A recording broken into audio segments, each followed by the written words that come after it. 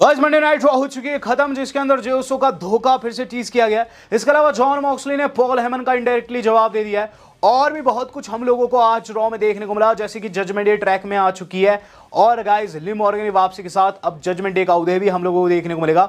But यहां दोस्तों triple H ने शो से पहले रॉ को एपिक बता दिया था कि आज की रॉ एपिक रहेगी। तो मेरे अनुसार क्या रॉ एपिक थी, जानने के लिए दोस्तों वीडियो को कर दीजिए पॉज और वीडियो को कर दीजिएगा लाइक और चैनल को सब्सक्राइब, क्योंकि इसी तरह का कंटेंट आपको WHG पर रोज देखने को मिलता है। सबसे पहली चीज जो कि आज की रॉ में हम लोगों को देखने को मिली थी दोस्तों, वो था बैक स्टेज एरिया में एंट्री विजन की। तो विजन आता है और खास चीज ये थी कि बाबा ब्रॉक लेसनर यहां नहीं थे, ना ही ड्रू मैकिंटायर थे। यहां विजन के साथ में एक मेंबर था जो कि है दोस्तों लोगन पॉल, यानी कि ऑफिशियली लोगन पॉल विजन को ज्वाइन कर चुके हैं। इन द मीन टाइम वहां हो चुके लिव एंड डॉम की एंट्री, जो कि एक लो राइडर में होती है। लो राइडर कार जो कि एडी गुerrero लेकर आते थे, उसमें लिव एंड डॉम आ जाते हैं। बजती हुई कार दोस्तों कहीं ना कहीं रॉक्सेन परेज के दिल में छुरियां चला रही थी, जो कि वहीं सामने खड़ी हुई थी अलॉन्ग विद जजमेंट डे, जहां दोस्तों लिव आकर सभी के गले लगती है लेकिन रॉक्सेन के नहीं। तो यहां दोस्तों काफी बड़ा सवाल था कि क्या ये दोनों सेम पेज पर है या फिर नहीं। बात की जाए दोस्तों यहां एंट्री की, सबसे पहले एंट्री किसकी रही रिंग में, तो गाइस वो थी अपनी Rhea Ripley and Iyo Sky की। वहां दोस्तों थोड़ा सा लिंप करते हुए दोस्तों आती ईओ स्काई और रिया रिप्ली बताती है कि हम भी थोड़े बहुत इंजर्ड है, लेकिन हमारे टीममेट्स बहुत ज़्यादा बुरे तरीके से बैंग्ड अप है। लेकिन मैं कितनी भी बैंग्ड अप हूँ, मैं यहाँ फाइट के लिए तैयार हूँ, क्योंकि मेरी फ्रेंड को बहुत ज़्यादा बुली किया गया है काबुकी वॉरियर के द्वारा। मेरा रिवेंज अभी भी बाकी है, इसका रिवेंज अभी भी बाकी है and we want revenge, we want those tag team championships. इस दौरान दोस्तों में क्या चीज़ देखने को मिलती है कि वो कॉल्ड आउट की थी काबुकी वॉरियर्स को, लेकिन आज आती है शार एंड अलेक्सा ब्लिस। तो गाइज वहाँ होता ही है कि ये दोनों आकर कहती है कि चैंपियनशिप हमारे हाथों से गई है तो हम रीमैच डिजर्व करते हो, ना कि तुम। और अगर तुम्हें कोई प्रॉब्लम है, तो अलेक्सा कहती है अगर तुम्हें कोई प्रॉब्लम है तो तुम हमसे फाइट कर सकते हो, जिस पर ईओ स्काई ने यस कर दिया। और गाइज आज मेन इवेंट में इनका मैच कंफर्म हो गया। ये चीज़ दोस्तों Adam pairs back stage discuss कर रहे थे फ़ोन पर किसी के साथ कि उनके सामने आज जाते हैं पॉल हेमन। पॉल हेमन को देखते ही दोस्तों पारा गर्म हो गया एडम पेयर्स का। वो कहते हैं कि मुझे तुमसे कोई भी बात नहीं करनी है, मुझे तुमसे कोई भी बात नहीं करनी है, क्योंकि उस बहरूपिये के चलते तुम अपना मैच जीते हो, ये सब तुम्हारा किया धरा है। और खासकर लोगन पॉल, मुझे तो ऐसा लगता है कि इसके पीछे तुम्हारा हाथ है। जिस पर पॉल हेमन कहते हैं इसका कोई हाथ नहीं है, गिल्टी नहीं है। मैं तो ये कहता हूँ कि हमें कोई भी आइडिया नहीं है कि वो बंदा कौन था, हुडी के अंदर कौन था, मुझे बिल्कुल नहीं पता। जो चीज़ मुझे पता है वो ये पता है कि ब्रॉन ब्रेकर ने CM पंक को पिन किया है 1, 2 एंड 3 वो भी रिंग के अंदर। और मुझे लगता है इसके ऊपर हमें बात करनी चाहिए सर, जिस पर एडम पेयर्स कहते हैं ऐसी बात है तो चलो मेरे कमरे में। तो गाइज यहाँ इस तरीके से सेगमेंट खत्म हुआ है और एक चैंपियनशिप मैच की डिमांड की गई है पॉल हेमन के द्वारा, वो भी ब्रॉन ब्रेकर के लिए। बात की जिसके बाद क्या कुछ रहा, इसके बाद देखने को मिला वो मैच जो कि काफ़ी ह्यूज था और आज की रॉ की हाईलाइट रील था। ये था LA नाइट वर्सेस जे उसो। इस मैच के अंदर दोस्तों ऑब्वियसली मैं चाहता था LA नाइट जीते, लेकिन ये चीज़ भी जानता था कि जे उसो काफ़ी ओवर पुश्ड है। तो मैच के अंदर दोस्तों मुझे ऐसा लगता रहा कि अब होगी पिन, अब होगी। लेकिन गाइज एंड में जो हुआ मैं बिल्कुल शॉक हो गया। हुआ ये कि एंड में दोस्तों कि जे उसो जो है स्पीयर लगा चुके हैं, स्प्लैश को जाते हैं और स्प्लैश लग भी जाती है, लेकिन वहाँ काउंटर देखने को मिलता है और क्रेडल में ले लेते हैं दोस्तों LA नाइट कुछ इस तरीके से 1, 2 एंड 3। यहाँ LA नाइट की जीत हो गई, वो इस टूर्नामेंट में आगे बढ़ते हैं, जे हार जाते हैं। उसके बाद जे उसो क्या करते हैं, बाहर जाते हैं और सीधे क्रैश आउट कर जाते हैं। उन्हें बहुत ज़्यादा गुस्सा आ जाता है, वो प्राइम ड्रिंक्स गिरा देते हैं, वहाँ दोस्तों स्टील स्टेप को भी ऊपर नीचे कर देते हैं। बहुत ज़्यादा गुस्से में थे, बिल्कुल दोस्तों ऐसा लगने लगा कि जे उसो हील में कन्वर्ट हो चुके हैं। लेकिन यहाँ जैसे तैसे से दोस्तों वो खुद को समझाते हैं, वहाँ से चले जाते हैं। बैक स्टेज देखने को मिलता है कि बेली भी डिमांड कर रही है टैग टाइटल्स के लिए। एडम पेयर्स कहते हैं कि तुम्हें अभी इंतजार करना होगा मेन इवेंट के खत्म होने का। जिसके बाद दोस्तों वहाँ आ जाती है काबुकी वॉरियर, जहाँ दोस्तों आस्का ब्लेम करती है बेली को। ये चीज़ कहती है कि अगर तुम यहाँ हमारा साथ देती तो शायद हम ना हारती। बेली कहती है कि इसमें तुम्हारी टीम की गलती है, तुम ढंग से जॉब नहीं कर पाई। जिसके बाद दोस्तों जो आस्का है वो एक बड़ा पाइप बॉम्ब गिरा देती है। वो चीज़ कहती है कि तुम खुद ही देख लो आज मेन इवेंट में कौन है, शार्लेट की जगह तुम हो सकती थी, तुम्हारी टीम हो सकती थी। उसके बाद वहाँ से वो चल देती है। तो गाइस यहाँ काफ़ी शॉक कर दिया दोस्तों बेली को, और बेली एंड जो लायरा है वो यहाँ मेन इवेंट के लिए तैयार हो चुकी थी। कुछ बड़ा करने का प्लान उनका बन चुका था। हम लोग देख रहे हैं दोस्तों अब लिव मॉर्गन को। लिव मॉर्गन की तरफ से आज की नाइट का हम लोगों को सेकंड बेस्ट प्रोमो सुनने को मिला है। वहाँ दोस्तों होता क्या है कि सबसे पहले डोमिनिक मिस्टीरियो आते हैं रिंग के अंदर, और गाइस डोमिनिक मिस्टीरियो ये चीज़ कहते हैं कि सीना जो है बेस्ट इन द वर्ल्ड है, ग्रेटेस्ट ऑफ ऑल टाइम है, लेकिन मैंने उसे हरा दिया, यानी कि मैं बन चुका हूँ greatest Mysterio of all time. और उसका मतलब ये भी है कि मैं ग्रेटेस्ट लूचाडोर हूँ, किंग ऑफ लूचाडोर हूँ, और मैं अकेले नहीं कर सकता ये चीज़ अगर मुझे सपोर्ट नहीं आता जजमेंट डे का, और खासकर मेरी बोनीता एक बंदी का जिसे मैं अब रिंग में बुलाने वाला हूँ, कोई और नहीं लिव मॉर्गन है, जिस पर लिव की एंट्री होती है और लिव मॉर्गन यहाँ प्रोमो कट करती है। यहाँ लिव मॉर्गन कहती है आई एम बैक। शायद बहुत से लोगों को नहीं लगा कि मैं वापस लौटूंगी, जैसे कि जॉन सीना। डॉम कहते हैं कि हमें तो लगा ही था, पर सीना को शायद पता नहीं होगा कि मैंने 2 चीज़ों को अपने पास बुला लिया है, इंटरकॉन्टिनेंटल टाइटल और मेरी बोनीता लिव मॉर्गन। लिव मॉर्गन कहती है कि I miss all of you, मैंने तुम सभी को मिस किया, लेकिन जजमेंट डे वीक हो चुका है। मैंने बहुत सी बातें सुनी, उनमें से एक ये है कि जजमेंट डे वीक हो चुका है और हमने कुछ गोल्ड अपना खो दिया, जिस पर फिन बैलर ऐसी शॉकिंग नज़रें बनाते हैं और रॉक्सेन की भी आंखें बड़ी हो जाती है, और लिव कहती है कि हाँ ये सत्य है कि हमने कुछ गोल्ड खोया है, लेकिन चूंकि आई एम बैक और वी आर बैक, मैं कहना चाहती हूँ कि हम आज से officially Monday night raw run करते हैं, अपनी खोई हुई प्रतिष्ठा हम वापस लाने वाले हैं। डोमिनिक, एक और चीज़ मैं तुमसे कहना चाहती हूँ, जिसके बाद वो उन्हें थप्पड़ जड़ देती है और उसके बाद उन पर ही चढ़ जाती है और फिर चीक के ऊपर किस करती है, और वहाँ दोस्तों सब कुछ शांत हो जाता है और इस तरीके से सेगमेंट ख़त्म हो जाता है। तो गाइज यहाँ लिव जो है लौट चुकी है। उन्होंने ये चीज़ कह दी थी कि आज वो ट्रैक पर लाने वाली, आज से वो ट्रैक पर लाने वाली है जजमेंट डे को, लेकिन क्या ऐसा हुआ? जी हाँ, वो हम आगे डिस्कस करेंगे कैसे। बात की जाए इसके बाद क्या रहा। इसके बाद दोस्तों जो अगली चीज़ हम लोगों ने देखी है वो था दोस्तों एक बैक स्टेज सेगमेंट। इस बैक स्टेज सेगमेंट में दोस्तों ये दिखाया जाता है कि मैक्सिम डुप्री जो है नटालिया के सेंटर में तैयार हो रही है, और काफ़ी डिसेंट क्वालिटी का, या फिर कह लो काफ़ी ऑसम दोस्तों ये टीज़र था पूरा का पूरा, जिसके अंदर मैक्सिम डुप्री वहाँ ट्रेन कर रही है, एंकल लॉक लगा रही है एक फीमेल सुपरस्टार को जो कि उनकी अकेडमी की है। देन वो फीमेल सुपरस्टार थक जाती है, मैक्सिम डुप्री भी थक जाती है, लेकिन नटालिया कहती है कि अब मेरी बारी, और फिर दोस्तों वहाँ स्लैम करती है मैक्सिम डुप्री को, लेकिन मैक्सिम डुप्री एक और स्लैम की डिमांड करती है और टीज़र ख़त्म हो जाता है। तो गाइस ये पूरा का पूरा जो टीज़र है ना, ये मैक्सिम डुप्री के कैरेक्टर को पहले से ज़्यादा बढ़िया बनाता है, क्योंकि अब के जब वो लौटेगी तो हो सकता है नटालिया भी उनके साथ हो, और ये चीज़ भी हो सकती है कि उनके रेसलिंग स्किल्स पहले से बढ़िया हो, क्योंकि कहीं ना कहीं नटालिया जो है, जो कि दोस्तों एक टीचर भी है और रेसलिंग सिखाती है, उन्हें बेहतर कर सकती है। तो काफ़ी ऑसम क्वालिटी का दोस्तों मुझे टीज़र लगा। देन दोस्तों हमें देखने को मिलता है एडम पियर्स ने रेफरी एडी को पकड़ा हुआ है और ये चीज़ कह रहे हैं कि देख, मैं जानता हूँ कि क्या इस वक्त चल रहा है, वो मिस्ट्री मैन की जो पूरी की पूरी टाइमलाइन है और उसका जो पूरा का पूरा कच्चा चिट्ठा है मुझे चाहिए। मैं जानता हूं, मैंने लोगों से बात की है, हर कोई ये कह रहा है कि वो सैथ रॉलिंस है, क्योंकि सैथ रॉलिंस ने स्लिंग नहीं पहना था, वो बैक स्टेज था सर्वाइवर सीरीज के, लेकिन सैथ ऐसे नहीं चढ़ सकता है यार। मैंने डॉक्टर से बात की है, उस तरीके से केज के ऊपर नहीं चढ़ सकता है, तो तुझे पता करना है वो बंदा कौन है। तो गाइस यहाँ उन्होंने एडी को एक काम दे दिया था और अभी ये रेफरी ढूंढने में लग रहा था दोस्तों उस मिस्ट्री मैन को। बात की जाए इसके बाद क्या हुआ। इसके बाद दोस्तों जो अगला मैच था वो आज की नाइट का मेरा फेवरेट मैच था। ये था दोस्तों the new day versus AJ Styles and obviously हमारे अपने ड्रैगन लीग का। मैच के अंदर दोस्तों न्यू डे की परफॉर्मेंस बहुत अच्छी थी, लेकिन गाइस एंडिंग में जो कुछ एजे ने किया आंखों पर विश्वास नहीं हुआ। जैसे कि आप क्लिप में देख सकते हैं, सबसे पहले ड्रैगन ली ने दोस्तों स्टॉम्प किया रोप के ऊपर कोफी किंगस्टन को और वो उछलते हुए और एजे स्टाइल्स ने उन्हें हवा में ही पकड़ लिया और लगा दिया style clash out of nowhere. और गाइस 1, 2 and 3 यहाँ एजे स्टाइल्स की टीम जीती है। तो गाइस ऐसा स्टाइल क्लैश मैंने तो लाइफ में पहली बार देखा एंड ये बहुत अच्छा मैच था।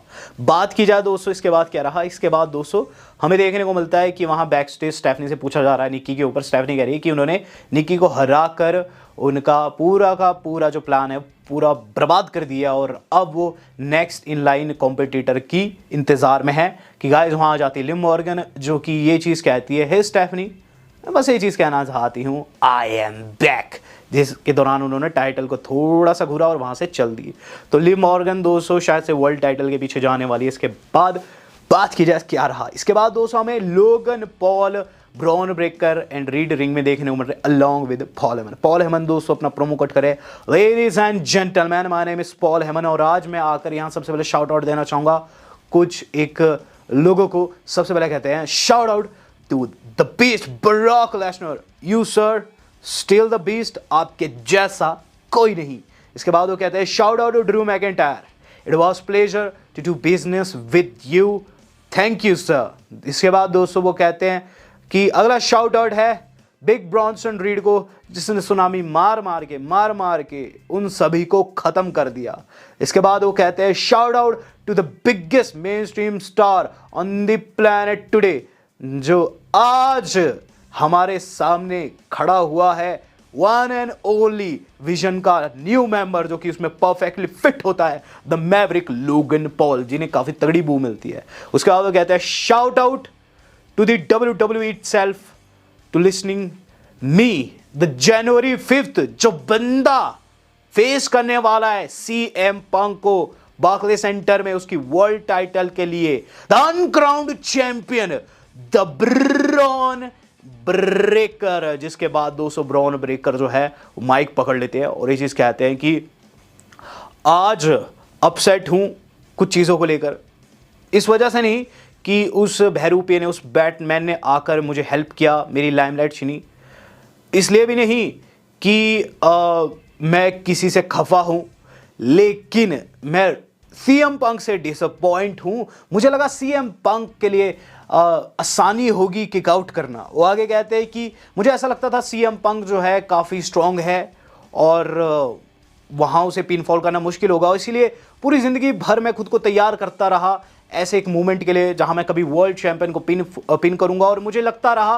कि CM Punk जो है बहुत ज़्यादा ताकतवर है, लेकिन जब उसकी पिन हुई ना तो मुझे एहसास हुआ he is just a soft a bitch. उसके बाद दोस्तों कहते हैं कि CM Punk जो है वो ज़्यादा डिफरेंट नहीं है किसी वेटरन के, जैसे कि सेथ से भी वो ज़्यादा डिफरेंट नहीं है। सेथ जो कि एक नार्सिसिस्ट पीस ऑफ गार्बेज है, और उसकी वाइफ जो कि उससे बड़ी स्टार है जिस पर चैन लगती है रॉलिंस की, लेकिन उसके बाद दोस्तों CM Punk की चैन लगने लग जाती है। इसके बाद वो कहते हैं कि जनवरी द 5th कुछ भी डिफरेंट नहीं होने वाला है। वॉर गेम्स में तुमने मेरी नेक तोड़ने की कोशिश की CM Punk, लेकिन गैस व्हाट, अब मैं तुम्हारी जिंदगी बदतर करने वाला हूं। आई एम गना ruin your life, I am गना ruin एवरीथिंग।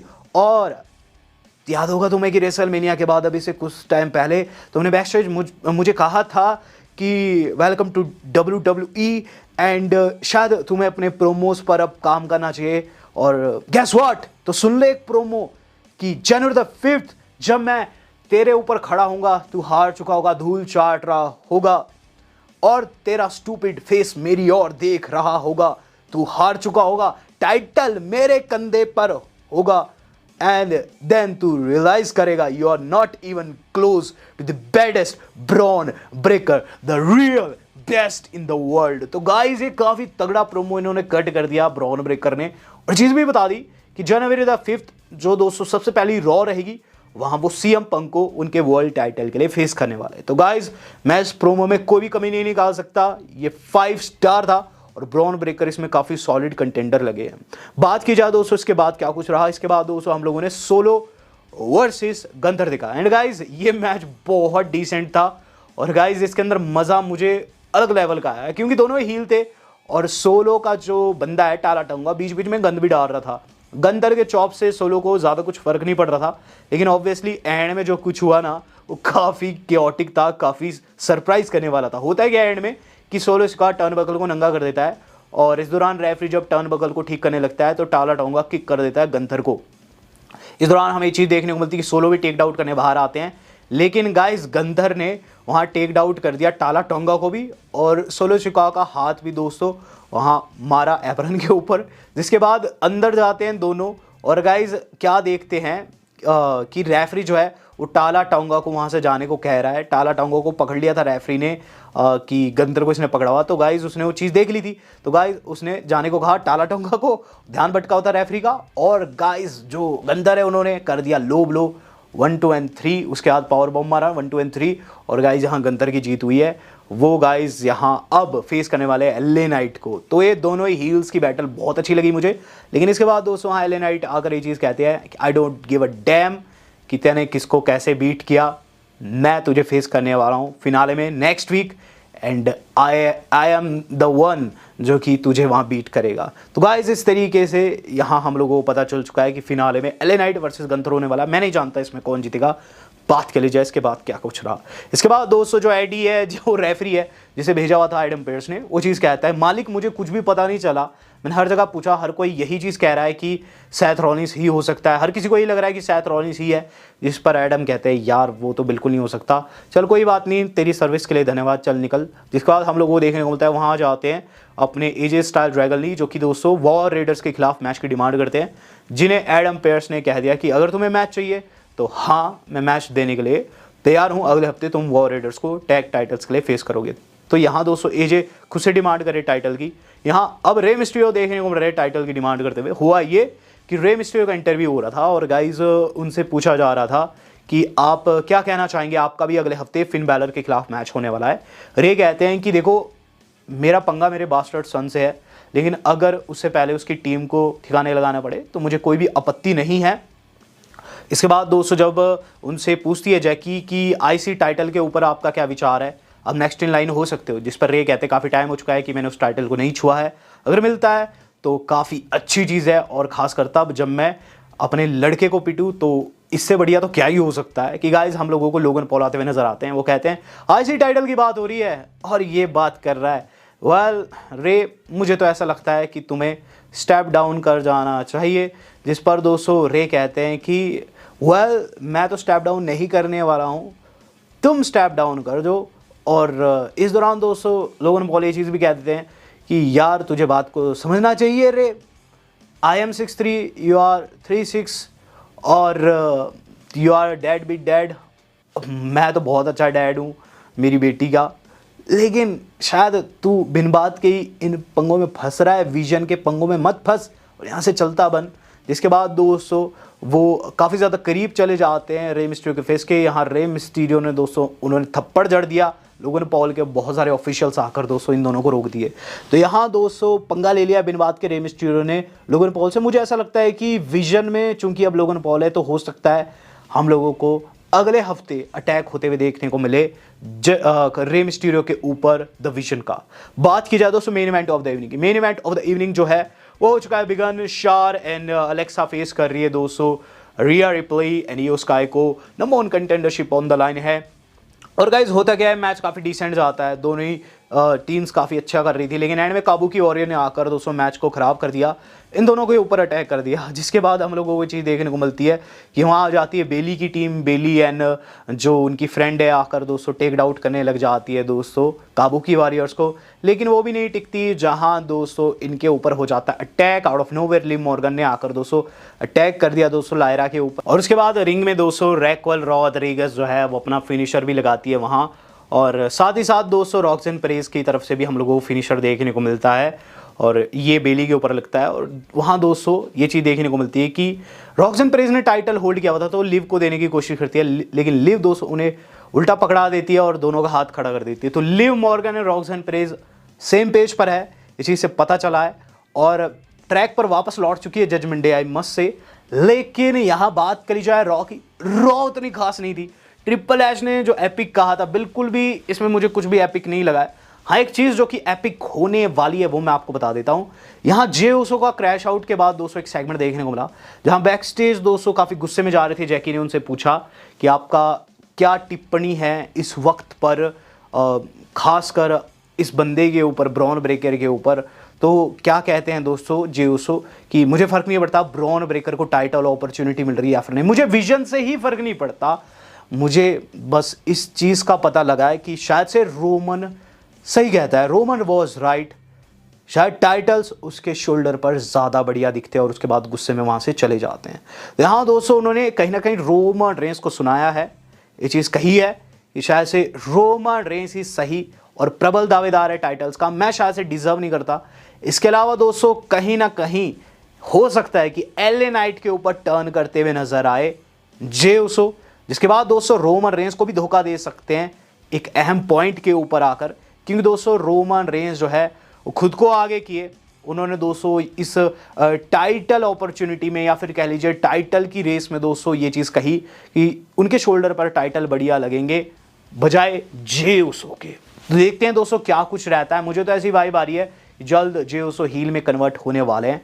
देखते हैं क्या रहता है दोस्तों। जे का बिल्कुल कंफ्यूजिंग रहता है फंडा, बट एक चीज़ दोस्तों जो कि क्लियर होगी है वो ये कि पॉल हेमन से 10 गुना बेटर है जॉन मॉक्सली। यस गाइस, हाल फिलहाल में जॉन मॉक्सली की क्लिप वायरल हो रही है। आपने कल देखा होगा कि पॉल हेमन ने सर्वाइवर सीरीज के बाद एक फैन को, एक बच्चे को धक्का दे दिया था जो कि उनसे मिलने आ रखा था, जिसके एवज में दोस्तों मॉक्सली की क्लिप वायरल हुई, जिसमें देखने को मिल रहा है कि मॉक्सली के सामने दोस्तों गार्ड ने एक फीमेल फैन को दोस्तों धक्का दे दिया था, तो मॉक्सली ने उसके सर के ऊपर किस कर दिया और वो फैन बिल्कुल अचंभित रहेगी और बाकी के लोग भी दोस्तों बहुत ज़्यादा शॉक हो गए। तो मॉक्सली भी हील है, लेकिन पॉल हेमन की तुलना में दोस्तों दिल के बहुत ज़्यादा अच्छे है। और आज की इस वीडियो को दोस्तों आपको मॉक्सली के नाम लाइक करना है। वीडियो मेरी आज की इतनी थी।